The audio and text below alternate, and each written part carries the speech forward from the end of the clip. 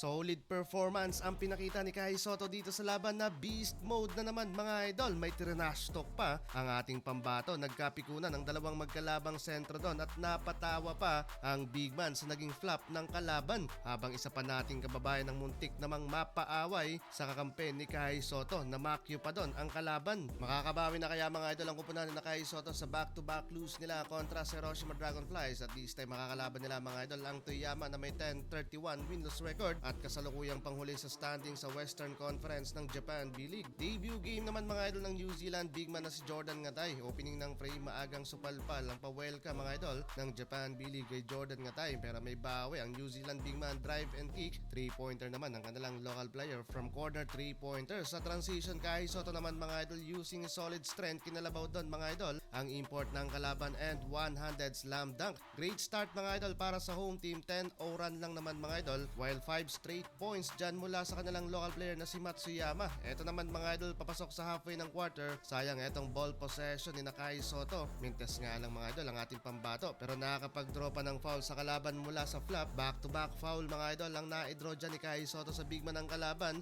Natawa na lang doon si Kai sa nangyari. Under 4 minutes nangyari sa big man, nag-jelly layup at nagmintes nga yan. Kaya balik muna sa bench pero hindi rin mga idol nagtagal si Kai Sotto sa bench at agad ding ibinalik sa laban. Yun nga lang turnover and error agad mga idol ang nakomit doon ni Kai kaya frustrated sa nangyaring big man. After that mga idol naisahan sa 100 floater si Kabayan netong Australian import at nag-stare down pa sa big man. Pagkabango ni Kai Sotto gumante ng trash talk ang ating pambato. Napiko naman doon ang kalaban pero unsportsmanlike foul yan para sa number 12 forward. 23-14 sa pagtatapos ng first quarter in favor sa Koshigaya. Second quarter tayo mga idol, sinimulan niya ng Toyama ang opensa from 3-pointer ng Filipino-Japanese player na si Matthew Aquino to cut the lead down by 6 points while 7 minutes mark naman binalik ulit ng Koshigaya si Kai Sotto. Explosive performance ang pinakita ng visiting team while back-to-back turnovers ng home team. Anyari 10 to nothing run mga idol ang Toyama hanggang sa nakalamang na nga mga idol papasok sa halfway ng quarter. Sa kabila natawagan ng technical foul si Matthew Aquino, nagkagulo at muntik pang mapaaway sa kakampi ni Kai Sotto. Kahit ang head coach ng Toyama susuguri na doon ang referee. 3 minutes mark ng second quarter uminit naman si Kai Sotto. Unti-unting nagpaparamdam ang big man dito sa laban. Hammer slam dunk and one-handed floater. 4 straight points ang ginawa ng big man. Nagtapos mga idol ang first half at kumamada mga idol ng 11 points and 6 rebounds si Kai. Lamang dyan ang bisita ng 4 na puntos, 40-44 end of first half. Heading into second half, nagbabawi mga idol ang home team sa puntos, 5 to nothing run sa opening ng third quarter while si Kai Sotto pa rin mga idol ang leading scorer. Clemons and Sotto connection with low pass and alley-oop finish naman ni Kai Sotto.